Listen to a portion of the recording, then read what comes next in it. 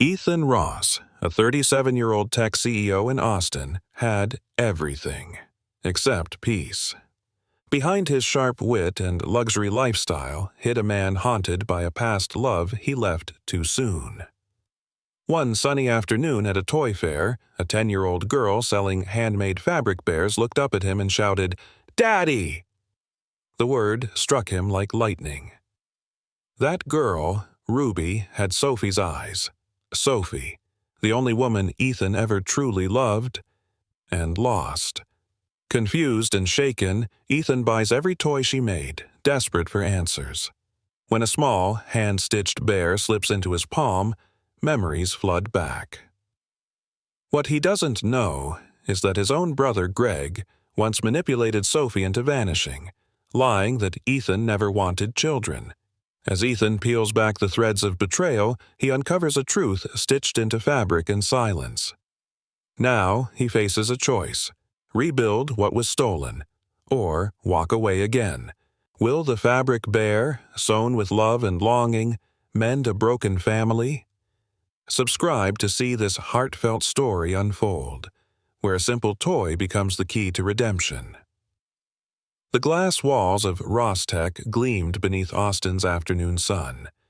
Inside, Ethan Ross sat motionless at his corner desk, a software titan at 37. His black polo shirt was crisp, his smartwatch silent.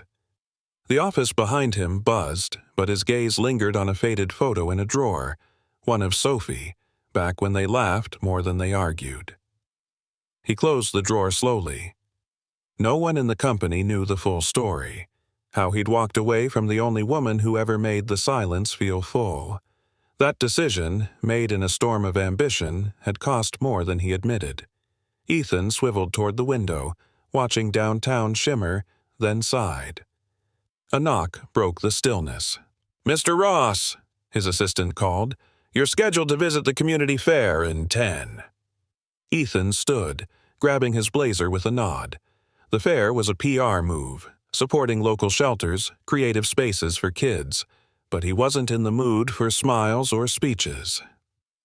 The toy fair bustled with life. Children's laughter mingled with street music, tents lined with handcrafted items. Ethan strolled between tables, nodding politely, hands in pockets. Then, "Daddy!" The word cut through the air like a thread snapping. He froze. A little girl stood at a makeshift table covered in handmade fabric toys. She was about 10, with dark curls tied up in a messy ponytail, her shirt smudged with paint. She stared straight at him. "Daddy," she said again, quieter this time. His chest tightened. I'm sorry," he managed, stepping closer. The girl blinked, confused, then looked down. "I thought... Never mind." Her voice dropped to a whisper. "You look like someone I drew." Ethan's throat closed. "What's your name?" "Ruby," she said softly. "These are my toys. I make them from leftover scraps." He picked up a fabric bear, its seams rough but filled with care. One of its button eyes was mismatched. The tiny bear felt warm, like a memory he hadn't earned. Something stirred in his chest, something long buried. "Did you sew this?" he asked. She nodded proudly. "It's the only one with stitches on the heart. For protection." Ethan stared at the tiny red X on the bear's chest. "How old are you?" 10. "My mom says I've got nimble fingers." His voice cracked. "Your mom, what's her name?"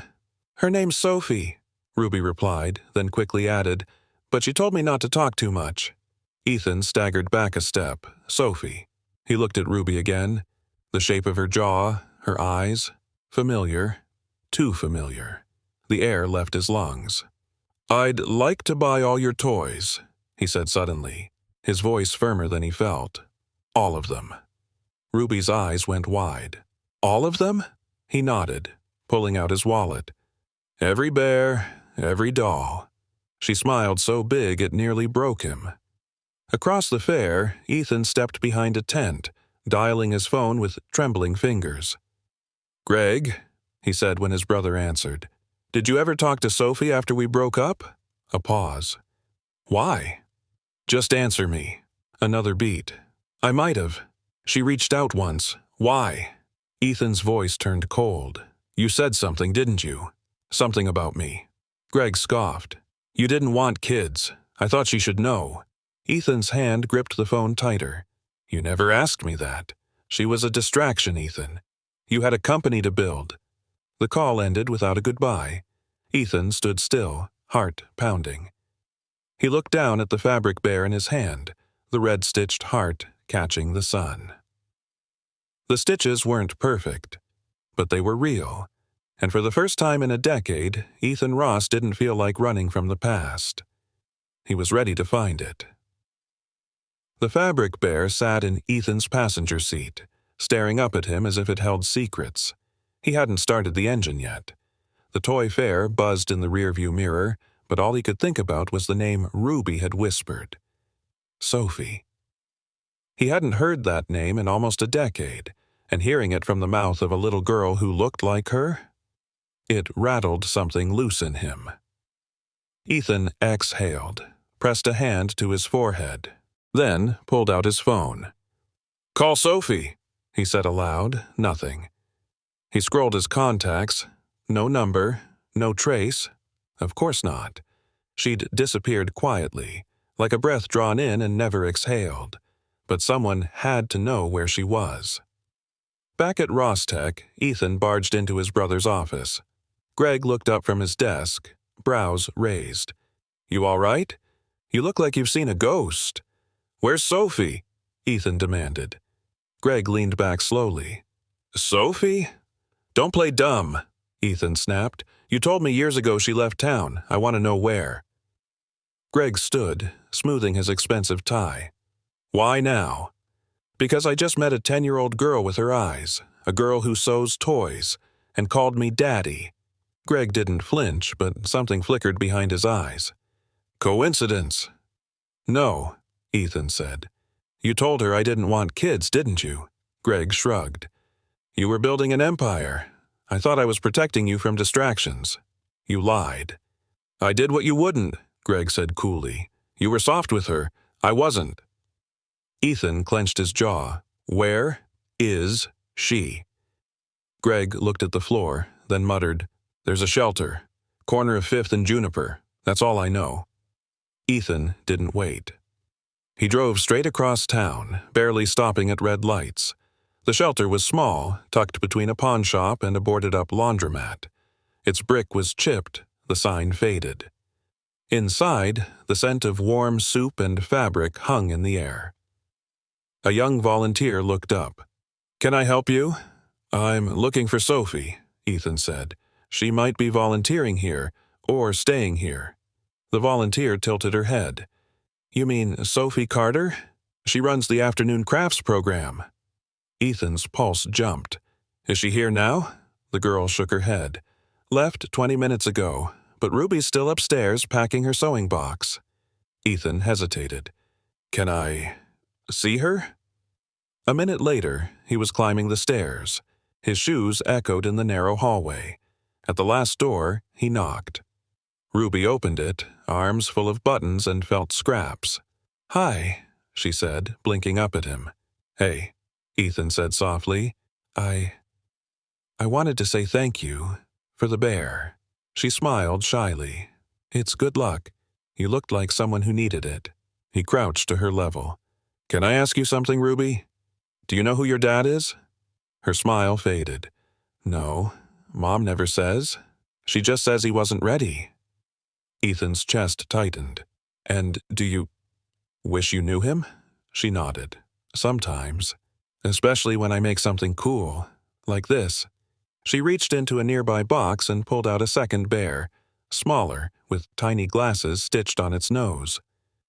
This one's for smart people, she said. I call him Mr. Thinky. Ethan chuckled. He's adorable. Ruby's eyes sparkled. You remind me of him. You think a lot too, huh? He couldn't speak. Then Ruby tilted her head. Why'd you want to find my mom? He swallowed. Because I think I made a mistake a long time ago, and I want to fix it.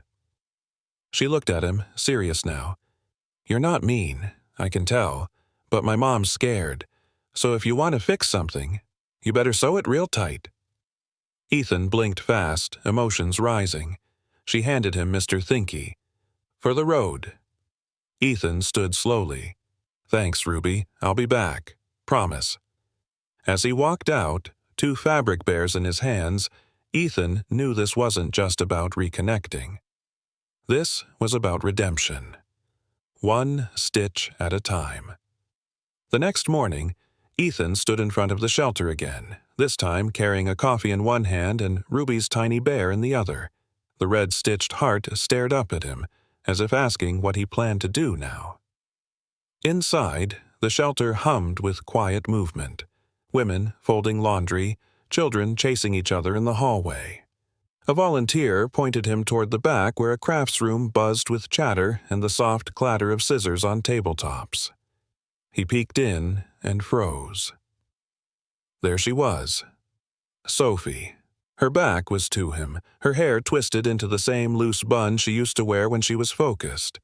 She leaned over a table, helping a young girl thread a needle. He stepped into the doorway. "Sophie." She stiffened. Slowly she turned.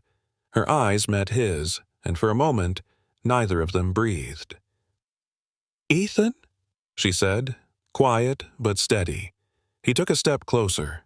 "Yeah, it's me." She straightened, her expression unreadable. "What are you doing here?" "I met Ruby," he said, "at the fair. She called me Daddy." Sophie's eyes flickered, her hands tightening on the edge of the table. "That was a mistake. She didn't know who you were." "But she does now," he said gently, "and I think I do too." She shook her head. "You can't just show up after 10 years. You made your choice." "No," he said softly. "I made a mistake." Sophie walked toward the door, motioning for them to step into the hallway. "You left, Ethan. You walked away and never looked back." "That's not true," he said. "I looked back every single day. I just didn't know where you went." "I didn't go anywhere," she said. "Your brother told me you were done, that you wanted nothing to do with me. Or a baby." Ethan blinked. "Wait, what?" "He said you didn't want kids, that if I tried to contact you I'd ruin everything." Ethan's jaw clenched. "Greg lied to you." "I didn't have the luxury of doubt," Sophie said, her voice sharp. "I was pregnant and scared, and I believed him." Ethan reached into his coat and pulled out the little bear. "Ruby gave me this. Said it was for protection. It's got a red heart stitched on it." Sophie looked at the bear, her face softening just slightly. "She said I looked like someone she draws. Every day." Sophie turned her face away.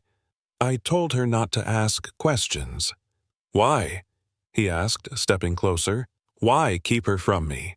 "I thought you didn't want her," Sophie said, voice breaking. "I didn't want Ruby to feel that kind of rejection." Ethan was silent. Then he whispered, "I never stopped loving you." Sophie didn't answer right away. Then she said, "Ruby's my whole world. She's creative, stubborn, smart, like you, and I didn't want to risk her heart." He nodded slowly. "Let me get to know her. Let me earn this." Sophie looked at him for a long moment. "She's not a project, Ethan. She's not something you fix and walk away from." "I know," he said. "That's why I'm staying." Just then, Ruby rounded the corner, a ball of yarn in her hand. "Mom," she said, then stopped when she saw Ethan. He smiled softly. "Hey, Ruby." She beamed. "You came back. I told you I would." She held up a new toy, a crooked little fox. "I made him this morning. His name is Patch. He's kinda nervous but brave when it counts." Ethan knelt down. "Sounds like someone I just met." Ruby giggled. "Want to help me sew his tail?" Sophie watched them from the doorway, her heart caught somewhere between caution and longing. Ethan met her gaze. No promises, no pressure, just hope. And a little bear with a red-stitched heart watching quietly from the table. Ethan sat at his kitchen table, long after midnight, the little fabric bear resting beside a cooling cup of tea. He couldn't sleep. Every time he closed his eyes, he saw Ruby's smile, Sophie's guarded stare, and Greg's smug face. He picked up his phone, scrolling through old emails. A faint memory tugged at him. Something about a message Sophie sent years ago, just before she disappeared. Then he found it. Subject line, "Can we talk?" Sent 11 years ago, unread. Ethan's hand trembled as he opened it. "Ethan, I don't know if you'll read this, but if you do, I need you to know I'm scared. I think I'm pregnant. I didn't plan this, but I wish you were here. Please don't shut me out." His breath caught, but just beneath it was a forwarded reply. From Greg. "Sophie, Ethan asked me to respond. He's moved on. He's not ready to be a father. Please don't contact him again." Ethan's blood ran cold. He slammed the laptop shut. The next morning, he walked into Greg's office like a storm. "You answered her email," he said flatly. Greg looked up. "What? You read it," replied, pretended to be me. Greg stood slowly. "You're digging up things better left buried, Ethan." Ethan stepped closer.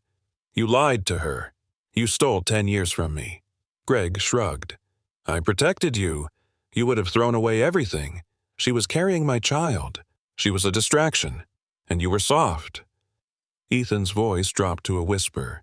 "You're not just my brother. You're a thief." Greg raised his voice. "I built this company with you. I cleaned your messes, smoothed your scandals. You used me," Ethan snapped, "and you used her pain to keep control." They stared at each other in silence. Then Ethan said, "You're no longer COO." Greg's face twisted. "You don't have that authority." "I do now," Ethan replied. "Board meeting's already scheduled. Legal's reviewing your shares." Greg laughed bitterly. "You'd tear apart our family over some fabric bear and a kid you just met?" "No," Ethan said calmly. "I'd do it because I finally saw who you are." He turned and walked out. That afternoon, Ethan returned to the shelter. He waited near the crafts room, heart pounding. The door creaked open. Sophie stepped out, arms crossed. "Back again?" "I found your email," he said, "and Greg's reply." Her eyes widened. "You read it?" He nodded. "I didn't know, Sophie. I never saw it. He intercepted it." Sophie closed her eyes, the weight of years crashing in. "So you didn't ignore me?" "I would have come to you in a heartbeat," he said, "if I had known." Silence. Then she said, "She's 10 now. She loves cinnamon toast, hates math homework, and dreams of opening a toy store." He smiled faintly. "She's brilliant." "She's cautious," Sophie added, "like me." "I want to know her," Ethan said. "Not just visit. I want to be part of her world." Sophie looked torn. "She's not a business acquisition, Ethan." "I know," he said. "She's a miracle, and I want to earn both of you back." Just then, Ruby peeked around the corner clutching a new bear. It was shaped like a fox again, but this time it wore a tiny necktie. "Look," she said, "he's got a job now. He's brave and wears ties when he's nervous." Ethan knelt down. "What's his name?" "Mr. Brave." Ethan smiled. "May I hold him?" She nodded, placing the bear in his hands. Sophie watched as Ruby leaned her head on Ethan's shoulder. "Mom," Ruby whispered, "can he come to my craft show next week?" Sophie's eyes welled. "Yes," she said quietly, "he can come." And just like that, a new thread stitched quietly into the fabric of a fractured family. Not perfect, but real. The morning of the craft show arrived with soft clouds hanging low over Austin, the air crisp with promise. Ethan parked down the street, gripping a folded chair and a paper bag filled with apple pastries. His heart pounded, not from nerves about public speaking, but something far more fragile. This was Ruby's world, And, for once, he wasn't leading a company. He was showing up for his daughter. The shelter's multi-purpose room had been transformed into a kaleidoscope of handmade toys, paper signs, and streamers. Kids bustled from table to table, proudly showing off dolls, dragons, and even tiny hand-sewn pizzas. Then he saw her. Ruby stood at a corner table, arranging her bears by color. She wore a denim dress covered in patches and a bright yellow headband. Her eyes lit up the moment they met his. "You came," she beamed, running over. Ethan knelt. "Wouldn't miss it." She threw her arms around his neck, and for the first time in years, he felt something click into place. Sophie approached behind them, clipboard in hand, lips pressed tight, but softer than before. "Thank you for coming," she said. Ethan stood, brushing sawdust from his knee. "Thanks for letting me." Ruby tugged his sleeve. "I saved you a seat. You can be my helper, just don't mess up the prices. Mom says I undercharge." He laughed, taking his place beside her.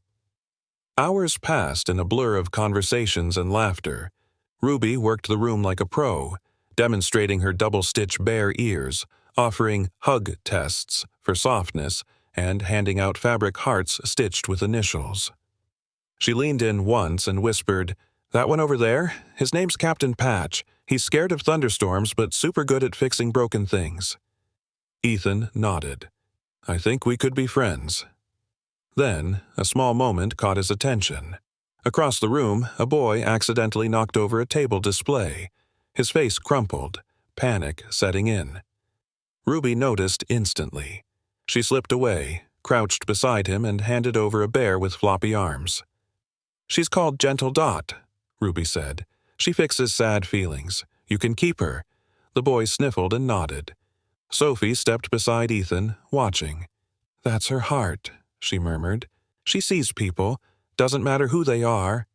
"She got that from you," he said quietly. Sophie didn't answer, just folded her arms and whispered, "She's never asked for much. She's learned to protect herself." Ethan looked at her, eyes soft. "And what about you? Who protected you?" She blinked, but didn't look away. "No one." He took a breath. "Let me change that." Sophie's eyes flicked toward Ruby, then back to him. "It's not that simple." "I'm not asking for simple," Ethan said. "I'm asking for time, for space to show you who I really am." She studied his face, then nodded once. "Start with today. Be here." Later, as the fair wrapped up, Ruby handed Ethan a folded napkin with crayon drawings. "This is for you," she said. "It's me, you, and Mom, and Patch, and the fabric bear with the stitched heart." He unfolded it slowly. 3 stick figures stood under a rainbow, smiling. In Ruby's handwriting it read, "Family, even if it's late." Ethan's throat tightened. This means everything," she grinned. "Good, 'cause tomorrow we're sewing capes for superhero bears." "I'll be there," he said. "First one in line." As Sophie packed the last box, she glanced over at them, her daughter, beaming beside the man she once loved, the man who was trying to sew back what had been torn. And she allowed herself one quiet smile, the kind that said, "Maybe." Maybe healing had begun. The next evening, Ethan found himself standing outside the shelter again, and this time holding a pizza box and 2 sketch pads. The hallway smelled like fabric glue and cinnamon. He heard laughter echo from upstairs, Ruby's voice clear and wild. He knocked softly on the craft room door. Ruby opened it in socks, her face lighting up. "You brought food!" "I figured creators get hungry," Ethan grinned. "And I brought something else."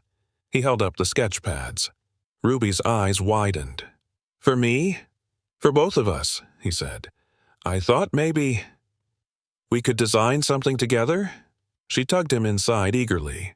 "Come on, the floor's better than chairs." They sat cross-legged on the carpet, paper between them. Sophie was across the room organizing felt scraps, but her ears stayed tuned to every word. So, Ethan began, what if we made a bear that travels the world? Ooh, Ruby said, already sketching, with a backpack that opens and a map in his paw. And maybe a patch on one ear, Ethan added, for all the stories he hears. Ruby looked up. Can we call him Stitch? Perfect, Ethan smiled. Stitch the Story Bear. They drew together for nearly an hour, Ruby's brow furrowed with concentration. Ethan couldn't stop glancing at her. How natural she was, how comfortable. Every now and then, she'd lean against his arm without thinking, and it filled a quiet place in him that had been hollow for years. Eventually, Sophie joined them, lowering herself slowly to the floor. Ruby beamed. Mom, look, he helped draw Stitch. Sophie examined the sketch. Nice work. But where's his heart? Ruby giggled. Oh, we forgot the heart. She grabbed a red crayon and pressed a bright X on the bear's chest. Now he's real, she whispered. Ethan looked at Sophie. Their eyes locked for a long, charged moment. Later, after Ruby drifted to sleep on a beanbag, Ethan stepped into the hallway with Sophie. She trusts you, Sophie said softly. Faster than I expected. Ethan nodded. I'd never force anything. I'm just grateful she's letting me in. Sophie crossed her arms. There's something you should know. Something Greg never told you. Ethan tensed. What? She inhaled deeply. When I found out I was pregnant, I wrote you, but I also left a voicemail. He blinked. I never got it. I called your old number, the one Greg always picked up first. I asked him to give you the message. Ethan's stomach turned. He never said a word. Sophie looked down the hall toward Ruby. I waited, for weeks, then months. After a while, I stopped hoping. His voice broke. I would have come. You have to believe me. I believe you now, she said. But I don't want now to be too late. She met his eyes again. Then don't disappear. I won't, he whispered. Not again. Back inside, Ruby stirred, half asleep. Her hand reached across the beanbag until it landed on the edge of the sketch pad. She mumbled, Stitch needs a family. Ethan walked over, tucking a blanket around her. He's got one, he said gently. Outside, the wind picked up, but inside warmth bloomed in the quietest corners. 2 sketch pads, a red-stitched bear, and a new chapter just beginning. Ethan stood at the window of his high-rise office, watching the city buzz far below. The view didn't comfort him anymore, not since he'd met Ruby, not since he realized how much of life he'd missed while chasing something shinier than love. He turned away, walking to his desk where the fabric bear still sat, its red-stitched heart a daily reminder of what mattered now. A knock broke the silence. Come in, he said. His assistant peeked in. You asked for Sophie Carter's employment record from the nonprofit. It's here. Ethan took the folder and nodded. Thanks. She hesitated. You sure about putting this much into all this? He looked at the bear, then back at her. Yes, it's the only thing that's made sense in a long time. Later that afternoon, Ethan pulled into the shelter parking lot with a binder tucked under his arm. Sophie met him at the door, Ruby bouncing behind her in a rainbow hoodie, arms full of felt swatches. You're early, Sophie said, eyes narrowing. I brought something, Ethan said, handing her the binder. Plans for a toy workshop. Materials, budget, outreach. Sophie opened it slowly. Inside were blueprints, photos of unused retail spaces, and a short proposal. The Ruby Room, a creative studio for kids. You named it after her? She asked, stunned. I want this to be more than charity, he said. I want it to be hers, yours, a legacy. Ruby popped between them, peeking into the binder. Wait, is that my name? Ethan smiled. You're the reason it exists. She squealed. Can we build it tomorrow? Sophie gave Ethan a cautious glance. What's the catch? No catch, Ethan said. I already spoke to the board. I'm stepping back from the Q3 rollout. Sophie blinked. That's your biggest contract this year. And Ruby's the biggest reason I ever had.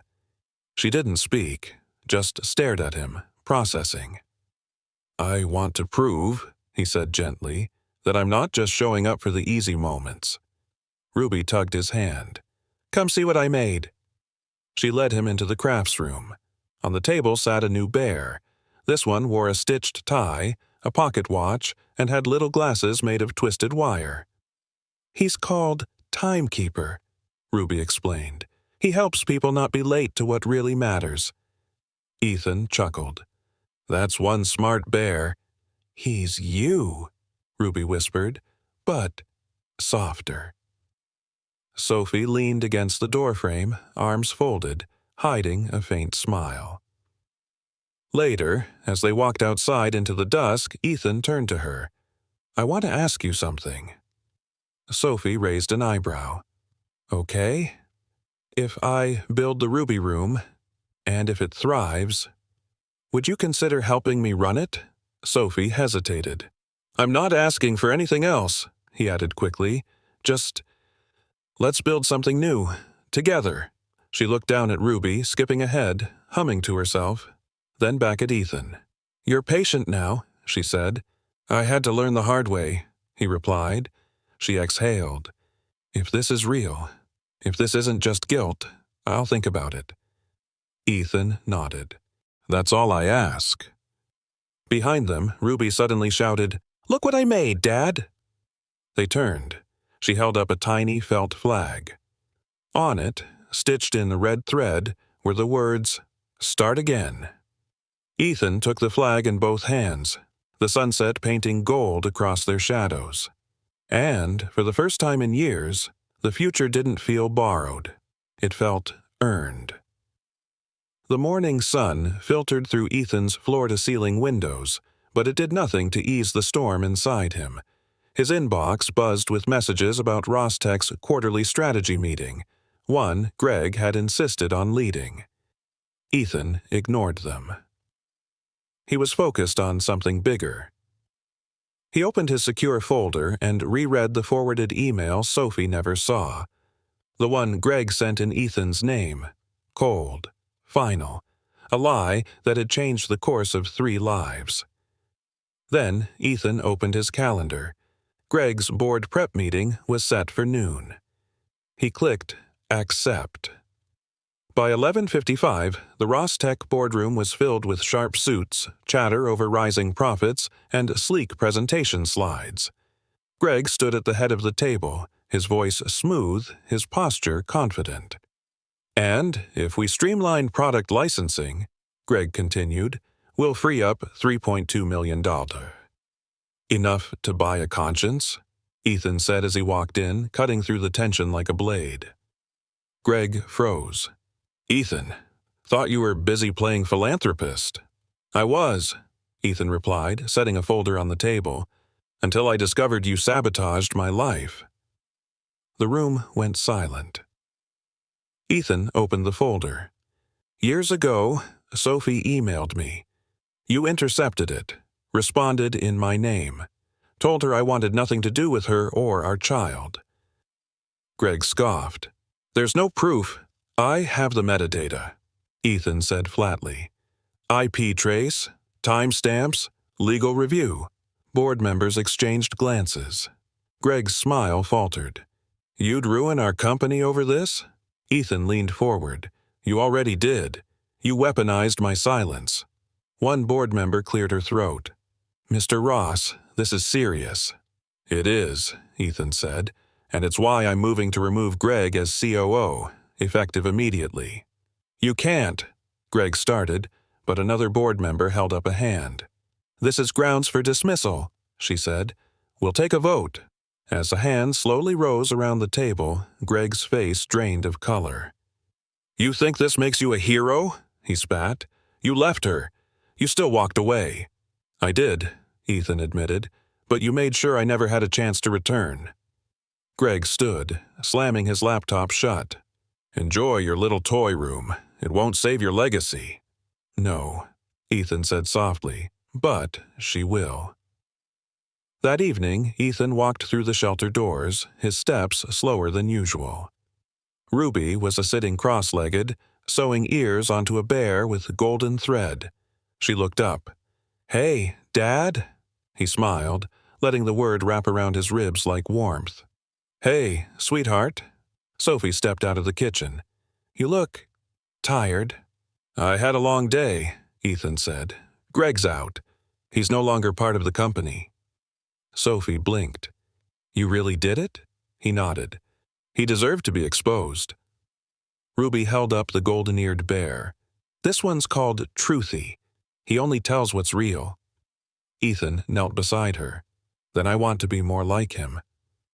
She handed him the bear, placing it carefully in his hands. "He's for you." He stared at the soft stitching, the crooked smile, the shimmer of gold. "Thank you." Sophie watched from the doorway, arms crossed but her expression gentler than before. "You stood up for her," she said. "For us." "I should have done it years ago," Ethan said. "But you're doing it now." Outside, the sky had darkened, but the crafts room was filled with light, soft, warm, and honest.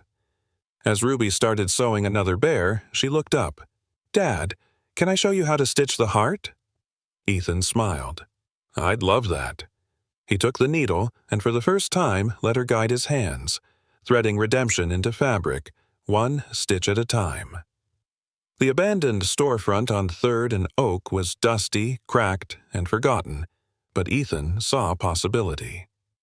He stepped over a broken tile, Ruby's latest bear tucked under his arm. This one had overalls, thick-rimmed glasses, and a tiny ruler sewn to its paw. "His name is Builder," Ruby had said proudly. "He fixes things that used to be broken." Now, Ethan stood in that very spirit, ready to build what he'd once neglected. He pulled out a tablet, scrolling through blueprints. The Ruby Room, creative space, sewing tables, story corners, a small gallery wall for kids' sketches. By mid-afternoon, Sophie joined him on site. "This place," she said skeptically, surveying the peeling paint. "It has bones," Ethan said. "Strong ones." Sophie smirked. "You sound like you're pitching a startup." He grinned. "Old habits." Then he turned serious. "But this one's different. No investors, no IPO. Just us. And them."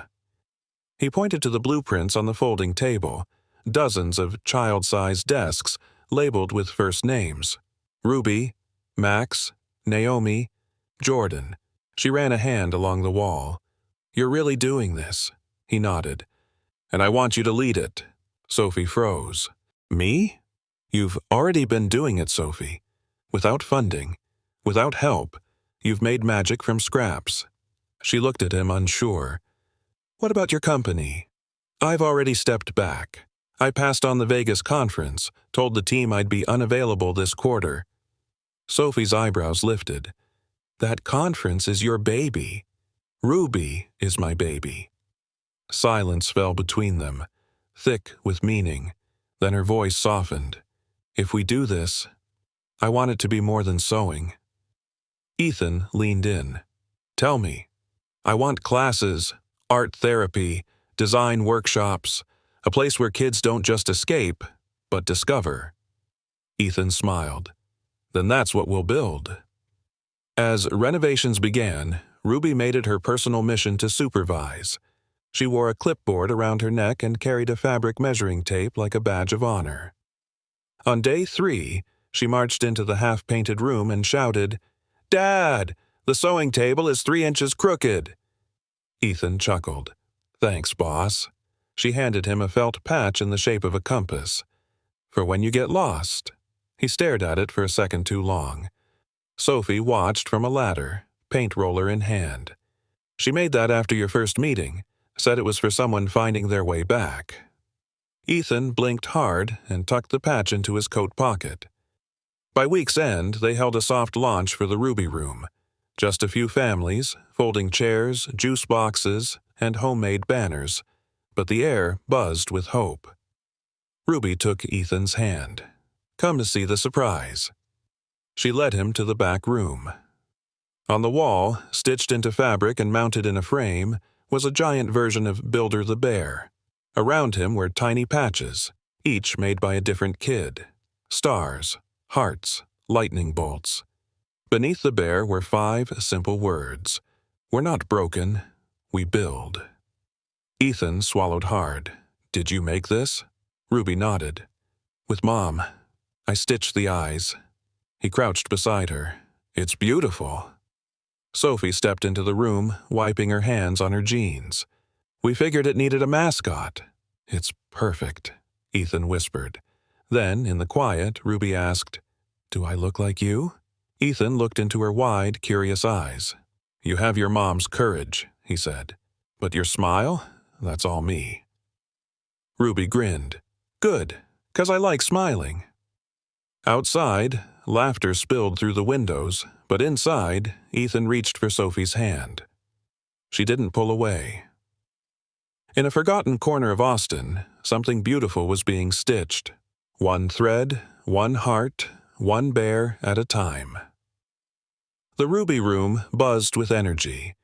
Children scurried between tables, laughing, sewing, painting. The smell of hot glue and fresh cotton filled the air. Ethan stood by the entryway, watching it all unfold like a scene from a dream he hadn't dared to dream. He turned as Ruby sprinted toward him, holding something wrapped in tissue paper. I made something, she said, breathless. For you. He crouched, smiling. Yeah? What is it? She unwrapped it carefully, revealing a new bear. This one wore a little hoodie stitched from denim, a stitched laptop under one arm, and, on its chest, a familiar red heart, cross-stitched in tight, neat lines. I call him Stitch Ross, Ruby said proudly. He's smart, kind, and he learned how to love again. Ethan's throat tightened. He ran a thumb over the heart. He's perfect. He's yours, Ruby whispered. Forever. Sophie stood across the room, arms full of thread spools. She watched them, quietly absorbing the moment. Ethan rose, approaching her. She made me a bear. I saw, Sophie said, her voice soft. She stitched the heart twice, said he needed extra strength. Ethan chuckled, glancing down at the little bear again.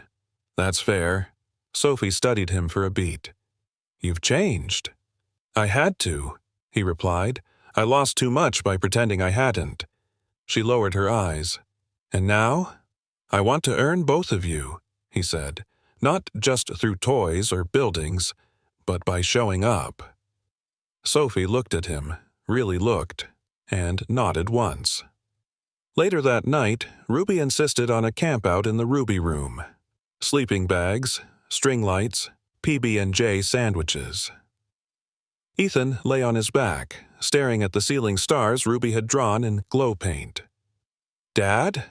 Ruby asked from her blanket cocoon. Yeah? Did you always want to be a dad? He hesitated, then answered truthfully. I didn't know I could be. But now, I wouldn't trade it for anything. Ruby smiled, her voice small in the dark. Even when I mess up my stitches? Especially then, he said. That's when the heart matters most. She reached across the sleeping bags, pressing Stitch Ross into his hand. You need him tonight? Ethan held the bear close. Thanks, sweetheart. Moments later, she was snoring lightly, one arm flung over a pile of felt scraps. Sophie sat nearby, cross-legged, fixing a loose thread on another child's project. Can I ask you something? Ethan said, his voice barely above a whisper. Sophie looked up. Course. If I hadn't found her that day, if I'd just walked by, you didn't, she cut in gently. I almost did, he said, and that thought keeps me up. Sophie paused, then walked over and sat beside him. We all almost miss the moments that matter, she said. But you stopped. You saw her. And you? He asked. Did you believe I'd come back? I wanted to, she said, but I stopped hoping a long time ago. He nodded slowly. Then I guess I'll have to keep proving it. A quiet beat passed. Then Sophie leaned her head on his shoulder. No promises, no declarations, just warmth, just healing, just time. In the soft glow of felt stars and fabric bears, a man once known for code and contracts found his rhythm not in deals, but in stitches. And the little girl beside him, his daughter, had sewn his broken heart whole again. It was Saturday morning, and the Ruby Room buzzed with little hands and big imaginations. Ethan sat at one of the long sewing tables, surrounded by scraps of polka-dot fabric and tangled thread. He was terrible at stitching, but that didn't stop Ruby from assigning him homework. Across from him, Ruby squinted as she sewed tiny sunglasses onto her newest creation. "This one's called Chance," she said, adjusting the bear's floppy ears. "Because sometimes people deserve a second one." Ethan smiled. "Like me?" Ruby looked up, grinning. "Exactly like you." He laughed, then dropped his voice. "You give really good names." "I get it from Mom," Ruby whispered proudly. Sophie walked in just then, carrying a tray of juice boxes. Her hair was pulled into a loose ponytail, and her shirt was smudged with paint from an earlier mural session. "I see the chaos is under control," she teased. "Barely," Ethan replied, holding up a crooked patch. "I think I sewed a leg to the bear's ear." Ruby leaned over. "It's okay. Mistakes make them special." She picked up the fabric bear with the red heart she had given Ethan days earlier, Stitch Ross, and placed it between Chance and another bear named Brave. "These are your team," she said. "They remind you what matters." Ethan looked at the 3 bears lined up in a row, each one stitched with uneven lines and filled with meaning. He turned to Sophie. "She's got your heart." "No," Sophie said, smiling faintly. "She's got yours. You just forgot for a while." A soft moment passed, filled only by the hum of sewing machines and giggles from across the room. Then Ethan stood and walked toward the main display case. He pulled something from his coat pocket and held it up, a folded piece of paper Ruby had drawn on during one of their first design sessions. It showed a large bear holding hands with a smaller one, both stitched together by a red thread. Beneath it, in crooked handwriting, "He came back." Ethan pinned the drawing behind the glass. Kids gathered around it, curious. "What's that?" one of them asked. Ruby beamed. "That's the very first design, the one that started the whole room." Sophie glanced at Ethan, a softness in her eyes he hadn't seen in years. Later, while Ruby taught a younger girl how to cut fabric, Sophie and Ethan stepped outside for air. The sidewalk still held traces of chalk drawings from last week's fair. "She gave you your heart back," Sophie said. Ethan nodded, hand still brushing the fabric bear in his coat, and stitched it back better than it was before. Sophie leaned against the wall. "It's strange. I used to lie awake wondering what it would have been like if you'd known, if you'd just shown up." "I wondered too," he said. "Every version I imagined wasn't this good." A pause. Then Sophie said, "She calls you Dad like it's always been that way." "And to her," Ethan said, "maybe it has." He pulled the bear from his pocket, Stitch Ross, and held it up. The red heart was a little worn now, the threads slightly faded. "She told me to keep him close when I forget what matters." Sophie watched as Ethan placed the bear on the windowsill inside the Ruby Room, facing out. "He belongs here," Ethan said, "like I do." Inside, Ruby waved through the window. She held up a new bear, this one with a cape and silver boots. "This one's called Hope," she shouted. Ethan smiled. Fitting name. Because in a quiet building once forgotten, something bright had been sewn from brokenness.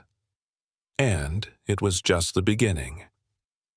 The sun had barely risen when Ethan stood outside Greg's townhouse, his jaw tight, one hand gripping the worn fabric bear Ruby had given him. Stitch Ross, red heart and all, was clutched like armor. He rang the doorbell once, then again. Greg opened it in a robe, half asleep, sipping espresso from a mug that read, Boss Mode. "Well, if it isn't the newly enlightened father of the year," Greg said, voice thick with sarcasm. Ethan stepped forward. "We're done playing quiet." Greg raised a brow. "What's this about? More tears over teddy bears?" Ethan didn't flinch. "You stole 10 years from me, from Sophie, from Ruby. That ends today." Greg sipped casually. "You really want to dredge up family drama? We have a board to reassure." "I'm not here for board politics," Ethan cut in. "I'm here for truth." He pulled out a printed copy of the email Greg had forged. The fake. Rejection he'd sent Sophie years ago under Ethan's name. "You remember this?" Ethan asked, holding it up. "Metadata matches your device, your IP, your timestamp." Greg's smirk twitched. Ethan pressed forward. "You knew Sophie was pregnant. You knew she reached out, and you made sure I never saw it. I saved you," Greg muttered. "You had an empire to build. No time for diapers and feelings." Ethan's voice dropped. "You didn't save me. You robbed me." Greg looked away, suddenly quieter. "You were weak then. You would have folded. Sophie would have ruined everything." Ethan shook his head. "You don't get to define what matters to me." He stepped back, placing Stitch Ross on Greg's patio table. "Ruby made this," he said. "She gave it to me with a stitched heart, because I had none left. But she gave me hers anyway." Greg didn't respond.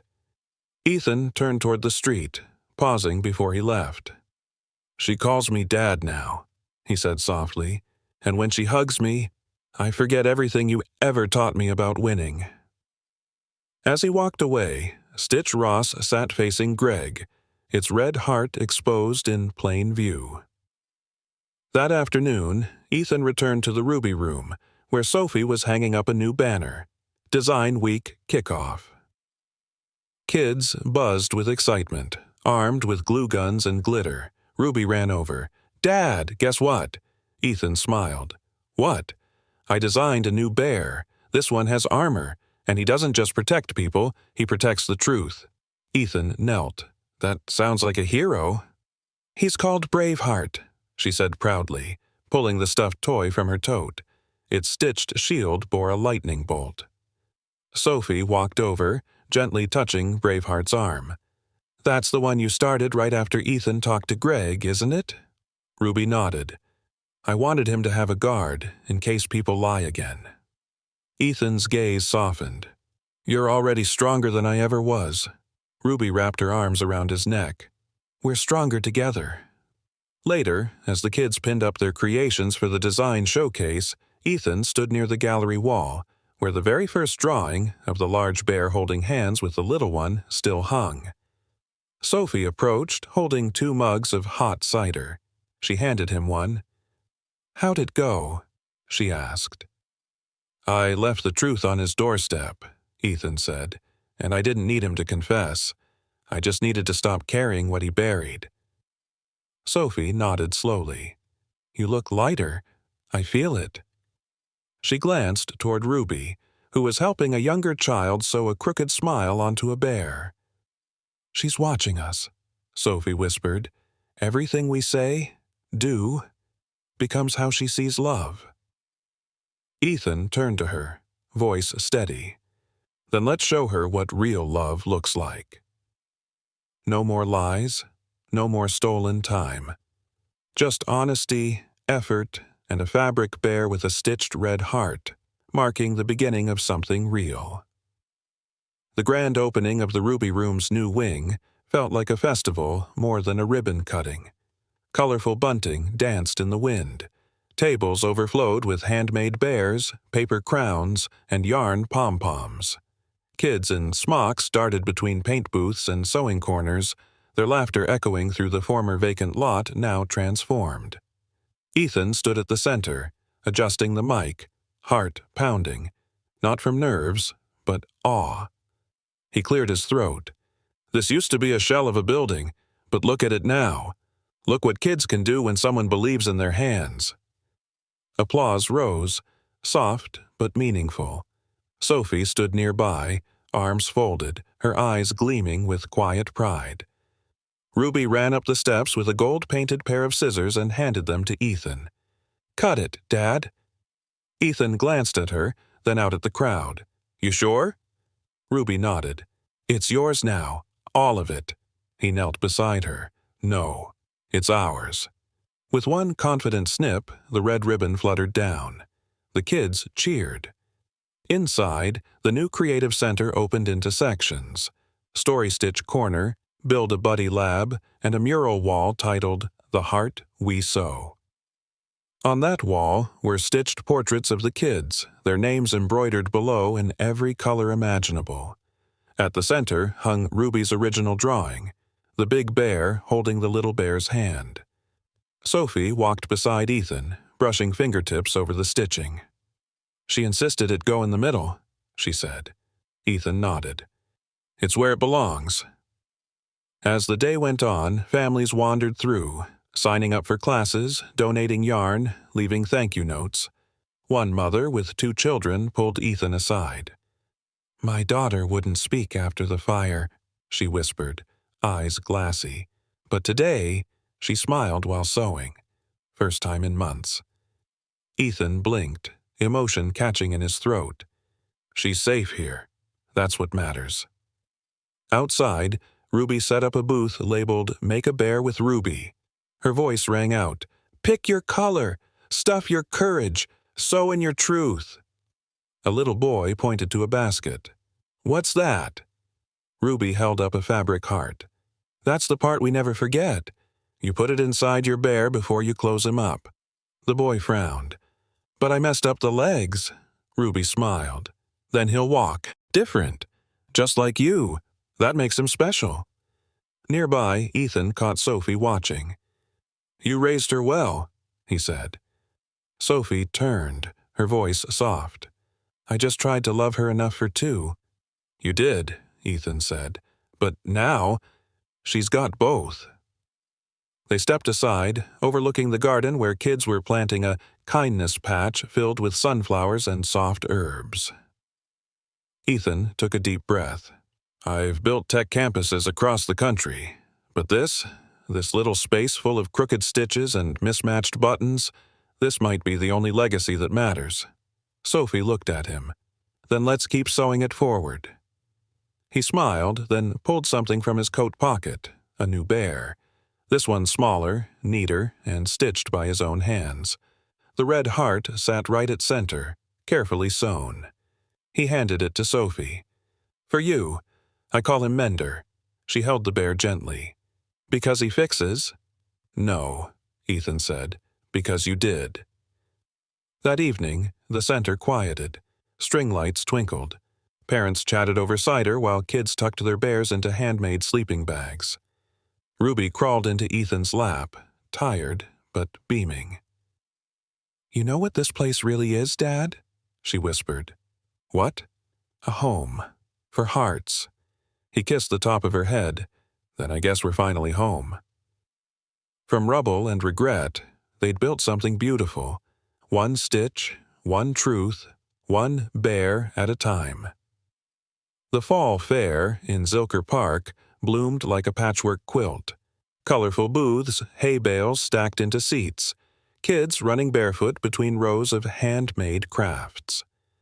At the center sat a tent draped in red fabric, a banner fluttering overhead. "The Ruby Room presents Stitching Family Hope." Inside, Ethan knelt beside Ruby at a sewing station. She wore denim overalls dotted in paint and thread, a pin on her chest that read, "Creative Director." "Hand me the yellow thread, Dad," she said, fingers busy with fabric. He passed it over, watching her stitch a crooked smile onto a plush rabbit. "You're getting fast." She grinned. "I'm training for the Olympics. Stuffed animal edition." From across the tent, Sophie called out, "Lunch is ready in 5, juice and grilled cheese." Ethan stood, stretching. "You want to take a break?" Ruby shook her head. "One more bear. This one's for a girl who just came to the shelter yesterday." He paused. "What's her name?" Ruby bit her lip. She didn't say, but she cried a lot, so I figured maybe a bear can help. Ethan smiled, placing a hand on her back. "Then make it your best one." Nearby, Sophie finished setting a small table with mismatched plates. She caught Ethan's glance and he walked over. "She's incredible," he said softly. Sophie nodded. "She sees people. I think she gets that from you." He looked surprised. "I always thought she got your fire." "She has that too," Sophie said, then added with a smirk. "But she sews like you, messy but full of heart." They laughed. Then Sophie grew quiet. "Do you ever think about what might have been if Greg hadn't interfered?" "All the time," Ethan replied. "But I've stopped blaming the past. We lost years. That's real. But today, this is ours." A slow smile spread across Sophie's face. "Then let's make today beautiful." A little while later, a girl with tangled curls wandered into the tent, eyes wide. Ruby walked over, holding the new bear, soft blue with long arms and a sunflower stitched into its belly. "This is for you," Ruby said, crouching beside her. "His name's Sunny. He listens better than most grown-ups." The girl hugged it tight, then whispered, "Thank you." Ethan watched it all, heart full, and stepped outside for a moment of quiet. He stood under a tree, pulling from his pocket a folded square of fabric. It was the heart Ruby had stitched into Stitch Ross, the first bear. He'd removed it the night before, reinforcing the seams so it wouldn't fall out with time. Now he held it to his chest. Not because it was fraying, but because he never wanted to forget what she'd given him. Back inside, the trio, Ethan, Ruby, and Sophie, sat side by side on hay bales, sewing together for the afternoon rush. "Dad, look," Ruby said, holding up a floppy bear. "Its ears backward." He tilted his head. "Perfect. It'll hear secrets better that way." They all laughed. Sophie threaded a needle and smiled. "This is what I never dared dream." Ethan leaned in close. "It's better than a dream, because it's stitched with every broken piece we thought we lost." As golden light spilled through the tent flaps, 3 bears sat at the display table: Stitch Ross, Braveheart, and Mender. Each one carried a piece of their journey. And under the bears, in Ruby's handwriting, a sign read, "Stitched by us, for hearts like yours." In that moment, nothing else mattered. Not lost time, not missed chances. Only now. Only love. Only the tiny hands still sewing, and the grown ones finally learning how.